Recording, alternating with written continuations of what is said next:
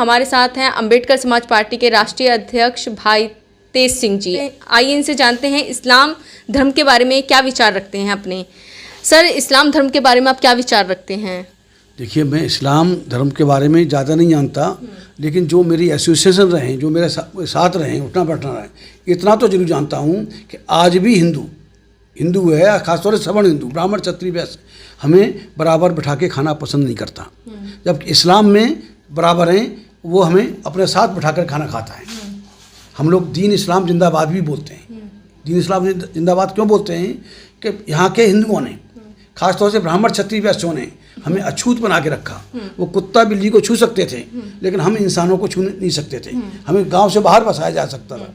जब इस्लाम के मानने वाले आए, मसावत का पैगाम लेके आए, तो वहाँ मुसलमानों ने, इस्लाम के मानने वालों ने न सिर्फ हमें बराबर बिठाया, बल्कि हमारे साथ एक दस्तरखान पर बैठ के हमारे साथ खाना खाया, हमें खाना खिलाया, इज्जत के साथ खाना खिलाया। आज भी है कि जिस इज्जत से मुसलमान, हम SC ST OBC को, दलितों को जिस इज्जत से मुसलमान खाना खिलाएगा, ठाकुर ब्राह्मण बनिया आज अपने घर में बिठा के खाना नहीं खिला सकता आज भी। अच्छा सर, आपकी पार्टी जो है अम्बेडकर समाज पार्टी है। अम्बेडकर जी तो है कहीं ना कहीं जो है इस्लाम में जो फैली बुराइयां हैं उसकी आलोचना करते हैं सर। उनकी एक बुक भी थी सर, थॉट्स ऑन पाकिस्तान करके, उसमें भी उन्होंने काफ़ी चीज़ें इस्लाम के बारे में बोली हैं कि उसमें ज़्यादा पाबंदियां हैं सर इस्लाम में। इसलिए उन्होंने इस्लाम धर्म को कबूल ना करके, अपना करके ना उसको, उन्होंने बौद्ध धर्म को अपनाया सर। मैडम, अगर आप मतलब जो उनकी अहम किताब है कुरान पाक हैं, ये कुरान शरीफ है जो मेरे हाथ में है। अगर आप कुरान को पढ़ेंगे तो उसमें कहीं भी कैसे नहीं है कि मानवता पर कहीं भी चोट हो। जो रहने की कला है, जो जीने की कला है, वो इस्लाम ने वो एक प्रिंसिपल सेट कर दिए हैं। आप कई बार आप कहेंगे कि भाई उसमें 4 पत्नी रखने का है। आज यहाँ 4 क्या 2 मुश्किल से किसी के पास, वही लाखों में एक के पास मिलेंगी। उस समय युद्ध होते थे, युद्ध चलता है, जो जैसी मेरी जानकारी है। I am not authority on Islam, मैं अथॉरिटी नहीं हूँ। उस समय क्या था कि लोग मारे जाते थे, उनसे औरतें बेवा हो जाती थी।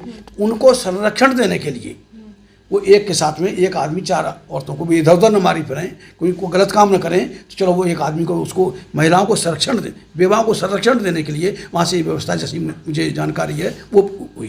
तो यहाँ तो जब यहाँ हमारे यहाँ इसमें कृष्ण की 16,000 रानियाँ थीं। कोई राजा ऐसा नहीं था कि इसकी 10, 20, 50 तो नहीं होती थी। तो वो तो उसके हिसाब से था। रही बात इस्लाम की, इस्लाम बराबरी का संदेश, बराबरी। अगर हम मस्जिद जाएंगे, मस्जिद में अगर कोई भिखारी है, भिखारी अगर पहले लाइन पर खड़ा हो गया है और राजा बाद में जाता है, तो राजा ये नहीं कि राजा सबसे आगे आएगा, राजा भी सबसे पीछे जाके खड़ा होगा। अगर कोई अफसर है वो नमाज में बाद में जा रहा है, तो बाद में पीछे की लाइन में खड़ा होगा, आगे नहीं जाएगा। यहाँ तो मंदिरों में नहीं घुसने चाहिए। इस्लाम ही वो एक रेमेडी है जो यहाँ की सारी समस्याओं का हल है। बाबा साहब डॉक्टर अम्बेडकर ने जो धर्म की बात थी, उन्होंने सारे धर्मों का अध्ययन किया, और सारे धर्मों के अध्ययन के बाद में उन्होंने मैंने उनका स्टेटमेंट पढ़ा। जब अत्याचार नहीं रोक रहे थे दलितों के ऊपर, तब उन्होंने कहा भाई इस हिंदू धर्म को छोड़ो, इस हिंदुत्व को छोड़ो, आप कहीं भी जाओ, इस्लाम में जाएं, ईसाई बने, सिख बने या मुसलमान बने। तो बाबा साहब के कहने से उस समय भी 1950 से पहले भी तमाम लोग, हज़ारों लोग मुसलमान बने, हज़ारों लोग ईसाई बने जो आज दिखाई दे रहे हैं इस देश में, और हज़ारों लोग सिख बने। जब बाकायदा उन्होंने स्टडी की तो मुझे एक स्टेटमेंट बाबा साहब का मिला है।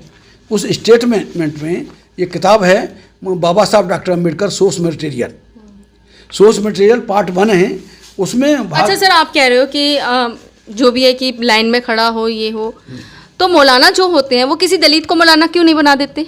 मैडम, आज आप मस्जिदों में जाएंगे तो वो क्यों नहीं बना देते किसी दलित दलित बनाना चाहिए ना। देखिए, जितना मैं जानता हूँ वहाँ भी पसमानदा बोलते हैं, वहाँ भी दलित हैं, और दलितों में हज़ारों, मैं आपको लिस्ट दे दूंगा कि हज़ारों इमाम बने हुए हैं जो नमाज पढ़ाते हैं। लेकिन आप दलित को कैसे बना देंगे? दलित जब तक उनके मजहब में नहीं आएगा, दलित है अगर मालूम है हिंदू। अच्छा सर, मैं आपकी बात को यहीं पे काटती हूँ। हाँ। क्या कोई मुस्लिम बौद्ध धर्म अपना सकता है? क्योंकि बाबा साहब अम्बेडकर जी ने तो बौद्ध धर्म अपनाया था। देखिए, बाबा साहब अम्बेडकर ने कहा, जो संविधान कहता है, बाबा साहब की सबसे बड़ी किताब जो इस्लाम धर्म की बात करते हैं कि वो उनमें चला जाए दलित, लेकिन क्या कोई मुस्लिम बौद्ध धर्म अपना सकता है? देखिए, यहाँ धर्म की आज़ादी है। कई मुसलमान हिंदू भी बने हैं, लेकिन मुसलमान ज़्यादा बन रहे हैं। जो मैं अभी आपका जो सवाल था कि जो बाबा साहब अम्बेडकर ने बुद्ध धर्म ग्रहण किया, बिल्कुल मानता हूँ ग्रहण किया, 14 अक्टूबर 1956 को किया। लेकिन सबसे पहले जब उन्होंने स्टडी की, ऐसा हर धर्म में बुराई मिलेगी आपको, हर धर्म में है, लेकिन जिस तरह की ऊंच नीच हिंदुओं में है कि जाति के नाम पर घृणा करना, ऊंच नीच की बात करें, आप थियोरेटिकली आप अरब कंट्री में जाइए, किसी भी कंट्री में जाइए, वहाँ कोई जाति नहीं मिलेगी, वहाँ सिर्फ मुसलमान के नाम से जाने जाएंगे। यानी कि भारत में ही जो है, हाँ, भारत मतलब इंडियन सब कंट्री है में, इंडिया, पाकिस्तान, बांग्लादेश, इन देशों में जो जहाँ जो इसका हिस्सा रहे, अफगानिस्तान तक इसका हिस्सा रहा था इंडिया का, तो वहाँ उसमें है, वहाँ तो मुसलमान हैं और कोई नहीं। अगर फिरके वाली बात है तो वो मुसलमान है ही नहीं, जो जातपात की बात करता है। तो बाबा साहब डॉक्टर अम्बेडकर ने एक निचोड़, एक स्टेटमेंट उस किताब में, बाबा साहब सोर्स मटेरियल ऑन बाबा साहब doctor Ambedkar and his movement, उस पार्ट 1 में उसमें लिखा हुआ है कि साहब लिखा है बाबा साहब की पहली पसंद धर्म परिवर्तन के लिए, बाबा साहब डॉक्टर अम्बेडकर की पहली पसंद इस्लाम था। और इस्लाम क्यों था? उन्होंने कहा कि ये मेजॉरिटी के लोगों का धर्म, इस्लाम वाले। फिर उन्होंने आलोचना की कि अपनी बुक में उन्होंने, सुनिए, मैं आ रहा हूँ मैं उस बात पे भी आ रहा हूँ। सबसे पहले उन्होंने इस्लाम को क्यों पसंद किया, पहली पसंद क्यों था इस्लाम का? बौद्ध धर्म अपनाने से पहले इस्लाम डॉक्टर बाबा साहब अम्बेडकर की पहली पसंद था। तो उन्होंने कहा कि ये राज उसमें रहे, इन्होंने हज़ारों साल राज किया है, ये मतलब अगर इनके साथ हमारे लोग जाते हैं तो ये हमारे लोगों को भूखा नहीं मरने देंगे, बाबा साहब का मानना था। और ये होता भी है कि आपकी नमाज जब तक कबूल नहीं होगी, अगर आपका कोई पड़ोसी इस्लाम के मुताबिक अगर आपका पड़ोसी कोई भूखा सो रहा है और आप नमाज पढ़ रहे हैं तो आपकी नमाज कबूल नहीं होगी। दूसरी बात, वो पूरे देश में फैले हुए हैं जो सामाजिक सुरक्षा मिलनी चाहिए, अछूतों जो जुल्म होते हैं, अगर हम इस्लाम में जाते हैं तो सारे मुसलमान हमारी रक्षा के लिए आएंगे। वो हर जगह हैं, हर शहर में हैं, हर कस्बे में हैं, गांव देहात में भी हैं, पूरे देश में बराबर फैले हुए हैं। अच्छा सर, मुझे बात पूरी कर लें कि सामाजिक सुरक्षा मिलेगी। और तीसरी बात, अगर हमारे लोग इस्लाम को कबूल करते हैं, दलित लोग, तो इस्लाम के दलित और मुसलमान, दलित का मतलब सिर्फ सुलूकाट नहीं है, SC ST OBC का माने दलित है, दलित का मतलब वो दला हुआ, और जो संपर्क में आया है वो दला गया है। तो जो आज का OBC है सही माने में वो सही दलित है, कि वो रगड़ाई उसी की हुई है, दला उसी को गया है जो उनके संपर्क में आया। अछूत थे तो वो तो आउटकास्ट थे, बाहर थे, जो इंडोर सर्विस देते थे उनको दला गया, वो दलित थे। तो अगर हम इस्लाम को कबूल करते हैं तो फिर हम यहाँ मेजॉरिटी में होंगे, फिर हमारा राज भी होगा, और राज होगा तो जो पॉलिटिकल राइट हैं, जो इस्लाम धर्म हो जाएगा, जो अपना लेंगे फिर उनका तो आरक्षण ही खत्म हो जाएगा। तो खत्म नहीं, आरक्षण की जरूरत कहाँ पड़ेगी फिर, जब मुसलमान हमें भूखा नहीं मरने देगा, मुसलमान हमारे ऊपर जुल्म नहीं करने देगा, तो फिर हमें आरक्षण की जरूरत क्या रहेगी? वो तो बांट के खाने वाले हैं, वो बांट के खाने वाले हैं, खिला के खाने वाले हैं, वो ऐसे लोग हैं। इस्लाम ऐसा, इस्लाम ही एक रास्ता है। बाबा साहब डॉक्टर अम्बेडकर ने बुद्ध धर्म किया, और उस समय को अगर उस परिस्थिति को पढ़ेंगे, परिस्थिति ऐसी थी, अगर डॉक्टर अम्बेडकर खुल के इस्लाम की वकालत करते तो वो निश्चित तौर पर बाबा साहब डॉक्टर अम्बेडकर का मर्डर हो जाता। उस समय के ब्राह्मणवादी, देखिए ये बाबा साहब अम्बेडकर एक वो थे, आप मदन मोहन मालवीय को जानती हैं, मदन मोहन मालवीय ने बाबा साहब डॉक्टर अम्बेडकर के हाथ का छुआ हुआ पानी नहीं पिया था, हैं। और मौलाना हसरत मोहानी थे, उन्होंने बाबा साहब अम्बेडकर को उसी समय अपने घर बुलाया, और घर बुला के उनके साथ बुला के खाना खाया। मैं भी गया, एक मौलाना हैं, मौलाना कलीम सिद्दीकी साहब हैं, मैं उनसे जब मिलने गया तो सारा हुआ, मैं जैसे पानी रखते हैं ना, मैंने पानी रखा वहाँ पे, और थोड़ा पी के रख देते हैं, तो मैंने रखा, और वो मौलाना बहुत बड़े मौलाना हैं, वो उन्होंने तुरंत उस गिलास को पूरा पानी, मेरा झूठा पानी पिया। क्या ये हिंदू कर सकता है? कभी नहीं करेगा। ब्राह्मण कर करेगा? नहीं करेगा। क्षत्रिय नहीं करेगा, वैश्य नहीं करेगा। और यहाँ तो इतना है कि इनका असर जो जहर है, जो जातिवाद का जहर, उन्हीं तक सीमित नहीं है, हमारे आपस में भी इन्होंने जहर भर दिया। ऐसी वो जो 6743 जातियाँ हैं SC ST OBC की, वो आपस में भी वो ऐसे बांटे हैं, उनमें भी वो जातिवाद का जहर हो गया, वो भी एक दूसरे से नफरत करते हैं। अगर वो नफरत खत्म हो जाएगी तो हम भी देख लो, वो कहेगा मैं जाटा हूँ, तो वो कहेगा कि मैं पासी हूँ। हाँ, ये जहर जातियाँ हमने नहीं बनाई, जातियाँ ये आर्य आया, यहाँ पे हिंदू आर्य आया, ब्राह्मण आया है, इन्होंने जातियाँ बनाई, इन्होंने सवर्णों ने जातियाँ बनाई, और इनसे काम लेने के लिए। मेन चीज़, एक बार मैं राजस्थान गया था, तो राजस्थान में किसी आदमी ने कहा था कि साहब ये जो यूपी और बिहार में जो जुल्म होते हैं हमारे राजस्थान में नहीं होते। तो मैंने उनको कहा था, ओबीसी के थे वो, प्रजापति समाज से, मैंने कहा प्रजापति जी, जिस दिन आप इन राजपूतों को, ब्राह्मणों को और इनको फ्री सेक्स और फ्री लेबर सप्लाई करना बंद कर दोगे तो तुम्हारा हालत यूपी और बिहार से भी बुरा यहाँ पे हो जाएगा। तो आज भी वहाँ गुलामी की प्रथा है, आज भी राजस्थान में। तो ये इसकी कहानी है। तो इस्लाम ही एक रास्ता है, इस्लाम ही रेमेडी है। मैं बुद्धिज़्म के बारे में बात कर रहा था, बाबा साहब ने बुद्धिज़्म अख्तियार किया। बुद्धिज़्म में कहीं कोई कमी नहीं है, बिल्कुल जो इस्लाम है वही बुद्धिज़्म है। बराबरी की बात होती है, मुसावात का पैगाम है, स्वतंत्रता, समानता, भाईचारा है। बुद्धिज़्म में भी है, इस्लाम में भी है। लेकिन बाबा साहब डॉक्टर अम्बेडकर ने जब धर्म परिवर्तन हुआ तो हमने क्या हुआ कि हमने चोला नहीं बदला। अगर भाई तेज सिंह पहले हिंदू था, चमार था, तो आज बुद्ध रह के भी वही है, जाति पूछी जा रही है। एक 341 आर्टिकल है, इन्होंने क्या किया, संविधान में नहीं था ये, संविधान में जाति के उस पर नहीं था। इन्होंने क्या हुआ, 10 अगस्त 1950 को एक प्रेसिडेंशियल ऑर्डर इशू कराया कि जो भी दलित हिंदू होगा, सिख होगा, उसको तो रिजर्वेशन मिलेगा और किसी दलित को नहीं मिलेगा।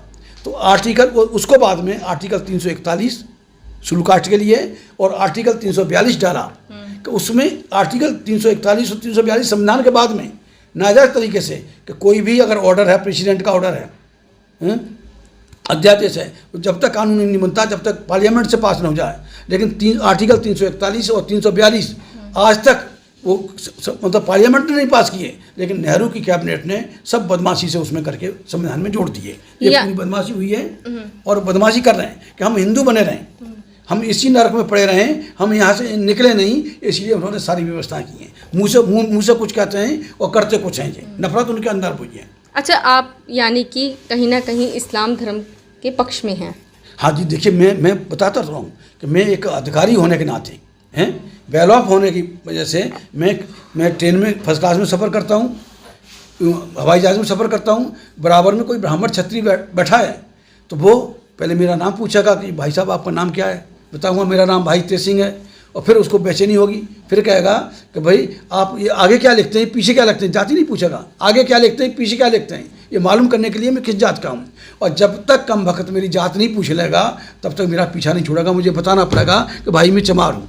और अगर कोई मुझसे पूछे, मेरा नाम पूछे और मैं कह दूं कि मेरा नाम भाई तेज मोहम्मद है, तो मैं समझता हूँ आगे पीछे नहीं करेगा, मुंह तो सकोड़ेगा कि ये मलेक्ष हमारे पास कहाँ। उनको मुसलमानों को ये मलेक्ष कहते थे, ईसाइयों को मलेक्ष कहते थे, ये मलेक्ष हमारे पास कहाँ से बैठ गया, मुँह तो सकोड़ेगा लेकिन जात नहीं पूछेगा। समझ गए ना, अगर जाति को ख़त्म करना है, जाति को ख़त्म करना है इस देश से। अच्छा सर, जितने भी इस्लामिक कंट्री हैं, हाँ, वहाँ पे कितने शूद्र ऐसे हैं, कितने दलित समाज के ऐसे हैं जिन्होंने इस्लाम धर्म अपना लिया है और वो नेता बने हैं? देखिए मैडम, मैं और कंट्री की बात नहीं कर रहा हूँ, दूसरे कंट्रियों में वहाँ ये जातवाद। आप यही यहाँ की भी बात कर लीजिए। नहीं, पाकिस्तान की बात करता हूँ। किसने बना दिया? मैं मतलब कि कौन से ऐसे मुस्लिम जो भी मौलाना होते हैं या फिर कुछ जो उनके नेता होते हैं मुस्लिम जी धर्म के, उन्होंने कितना उनको राजगद्दी पे बिठा दिया? जी, ये बहुत सही। मैं उसमें 2019 में, जुलाई 19 में मैं पाकिस्तान गया था, कराची यूनिवर्सिटी ने मुझे बुलाया था, वहाँ एक सेमिनार थी, उसमें मुझे बोलना था।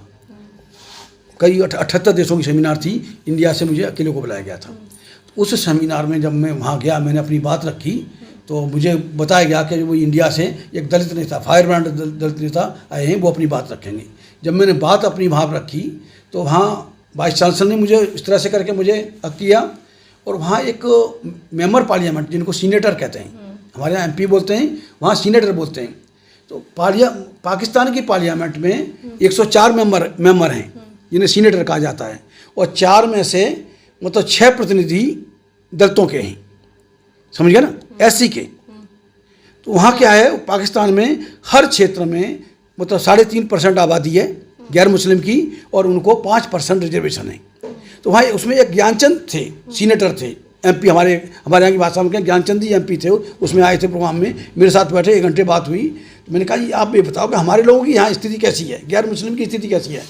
तब उन्होंने मुझे बताया कि भाई साहब 3.5% आबादी है हमारी और 5% रिजर्वेशन है, और 5% के हिसाब से 4 हमारे सीनेटर बनने चाहिए, 4 MP बनने चाहिए। हम 6 चुन के गए हैं, 2 जनरल सीट से भी चुन के गए हैं।